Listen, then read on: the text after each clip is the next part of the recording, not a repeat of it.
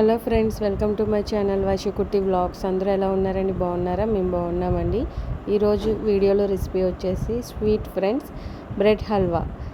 మనం ఇంట్లో ఏదైనా ఫంక్షన్ జరిగినా లేదు ఎప్పుడైనా ఎవరైనా గెస్ట్లు వచ్చినప్పుడు ఈజీగా చాలా త్వరగా అయిపోయే sweet item bread halwa friends. ఆ బ్రెడ్ హల్వా ఎలా చేయాలి ఏంటి అనేది నేను ఈరోజు వీడియోలో చూపిస్తున్నాను ఫ్రెండ్స్. మీరు కూడా ట్రై చేయండి.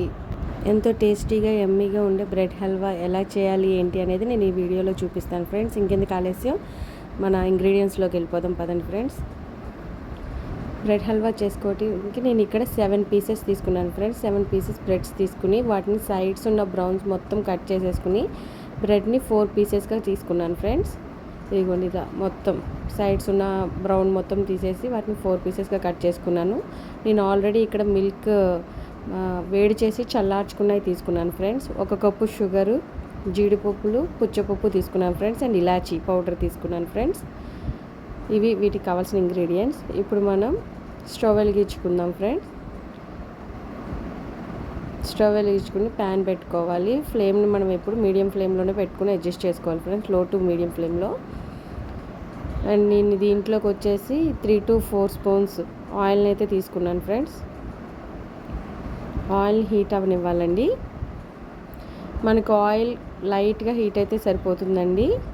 మనం కట్ చేసుకున్న ఈ బ్రెడ్ పీసెస్ అన్నిటిని ఆయిల్లో వేసుకుని 2 సైడ్స్ గోల్డెన్ బ్రౌన్ కలర్ వచ్చే వరకు వేపుకోవాలండి, ఫ్రై చేసుకోవాలి. ఇదిగోండి ఈ విధంగా 2 సైడ్స్ చక్కగా అటు ఇటు తిప్పుకుంటూ వాటిని చక్కగా ఫ్రై చేసుకోవాలి ఫ్రెండ్స్.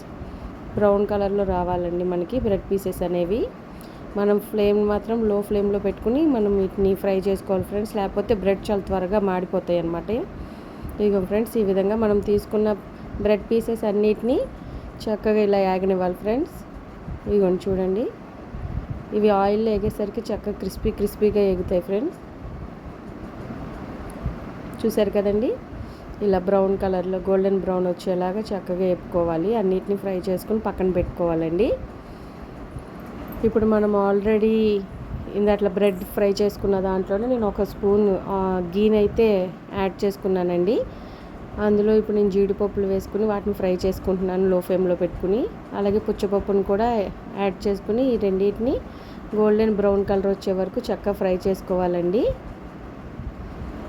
ఇదిగోండి ఈ విధంగా చక్కగా గోల్డెన్ బ్రౌన్ కలర్ వచ్చేలాగా నేను ఫ్రై చేసుకుని పక్కన పెట్టేసుకుంటున్నానండి. ఇప్పుడు ఇందులోకే నేను 1 కప్ షుగర్ని తీసుకుంటున్నానండి. చక్కగా షుగర్ కరిగిపోవాలండి. దీంట్లో నేను ఒక చిన్న టీ గ్లాస్ వాటర్ యాడ్ చేసుకుంటానండి షుగర్ కరగడానికి. లో ఫ్లేమ్లోనే ఉంచి షుగర్ని అయితే జస్ట్ అట్లాగా ఒక చిన్న టీ గ్లాస్ వాటర్ పోసుకుని మంచిగా మెల్ట్ అవనివ్వండి. మనకి షుగర్ చక్కగా నీట్గా లో ఫ్లేమ్లోనే కరగనివ్వండి.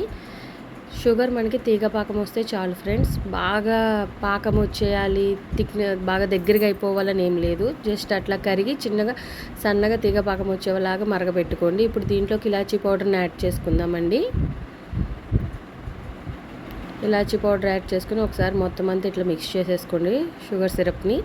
ఇప్పుడు ఇందులోకి మనం ఆల్రెడీ ఫ్రై చేసి పక్కన పెట్టుకున్నాం కదండి బ్రెడ్ స్లైసెస్ని, వాటన్నిటిని యాడ్ చేసుకోవాలండి. గుర్తుంచుకోండి, ఫ్లేమ్ మాత్రం లోనే పెట్టుకోవాలండి మనం ఎప్పుడు.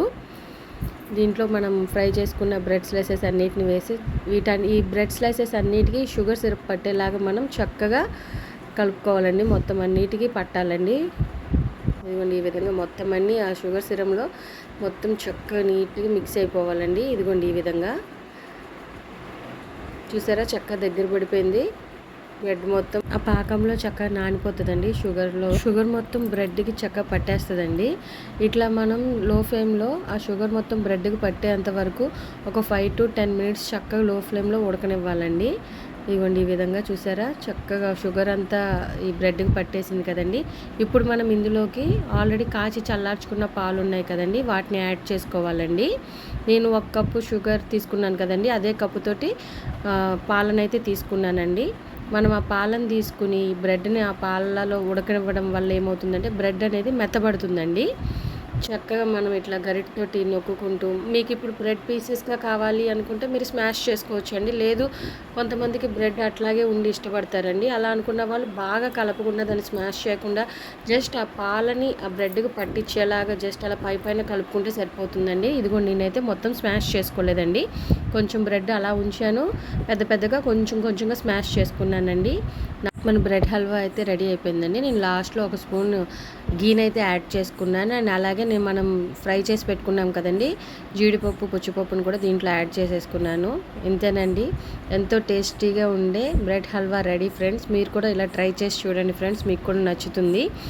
ప్లీజ్ ఫ్రెండ్స్, ఎవరైనా నా ఛానల్ని ఫస్ట్ టైం చూస్తున్నట్టయితే సబ్స్క్రైబ్ చేసుకోండి, లైక్ చేయండి, షేర్ చేయండి ఫ్రెండ్స్.